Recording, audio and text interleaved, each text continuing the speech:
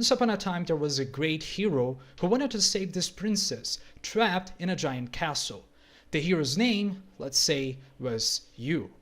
So Yu wanted to go there and be Ganondorf or Bowser, I don't know, and rescue the princess. But unfortunately for the princess, Yu wanted to deviate a little bit from the path and watch some videos on YouTube about how to not to procrastinate first. So instead of doing the things you wanted and should be doing, you decided to just procrastinate, learning how to not to procrastinate. How stupid of you, right?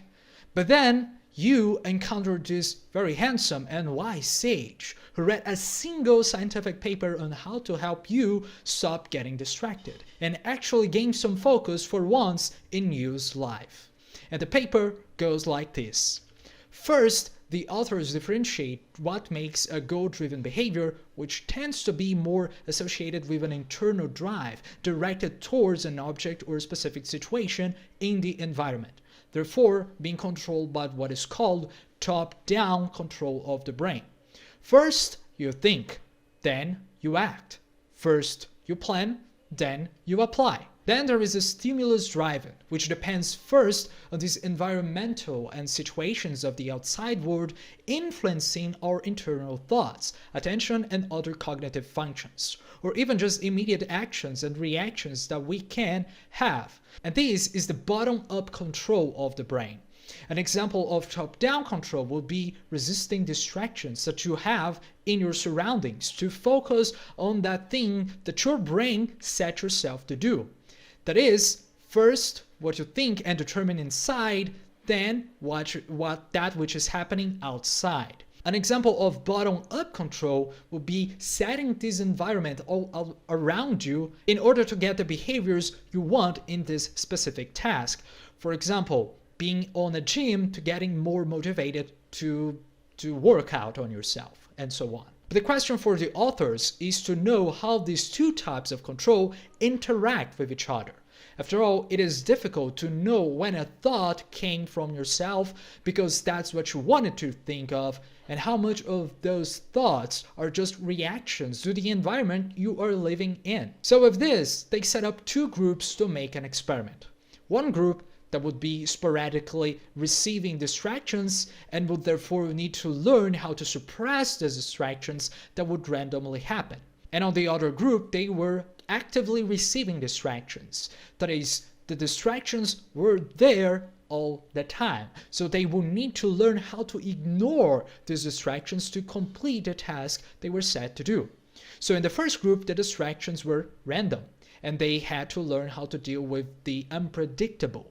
In the second group, the distractions were constant, and they had to learn how to deal with the surrounding noise. The task in this case was to just look at a screen and identify a line inside a green circle.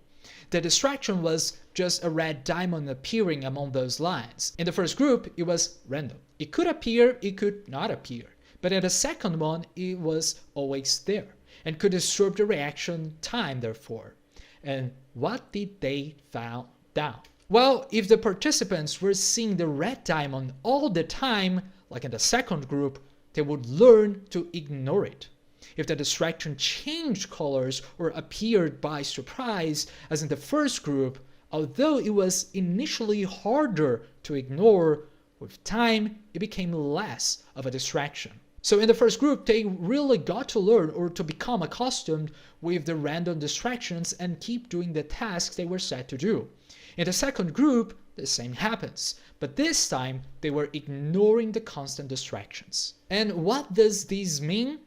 That apparently we have in ourselves both of these types of influences within. Yes, the external environment can become distractful, but with time, if you get to know that you are or will get distracted, you can overlap the external through this internal determination. If you train enough and know that you will be distracted, you can learn to focus without letting, in this case, the red diamond, distract you. If you just keep it in your mind that you will be distracted, you actually get distracted less. And this is actually the first lesson that we can learn from this experiment. And this is actually the first lesson that we can learn from this experiment. If you keep it in your mind that you will be distracted, you actually get distracted less. Remembering that you will become distracted, that is. If you just put this mental effort of remembering this, it can help you to become more focused. And the reason for this is what I call cognitive excitation. While we're doing things and our minds begin to rumble, we start to think about everything and anything at the same time. And if in our own heads we start doing this, it is only a matter of time for that which is happening inside us become that which is also happening outside. In Egyptian knowledge, this is what the Hermetics called correspondence. The things that we have and that are happening in our heads manifest themselves in and through our physical bodies. So if your mind gets distracted, your body will start doing the same. There's no way that it cannot. Because of this, if you remember in your mind that you're getting distracted and not simply need to focus, but rather you becoming distracted, then according to scientific data, you will become more focused and more resilient to those distractions that you are having. But at the same time, we cannot ignore how much influence this external world can really deviate us from the paths we want to take.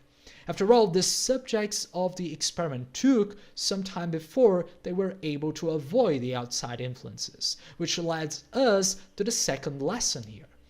That at the end of the day, this external world has some impact on us as well. But what would happen if we use these to our advantage? For example, what if you write down a note that you're getting distracted?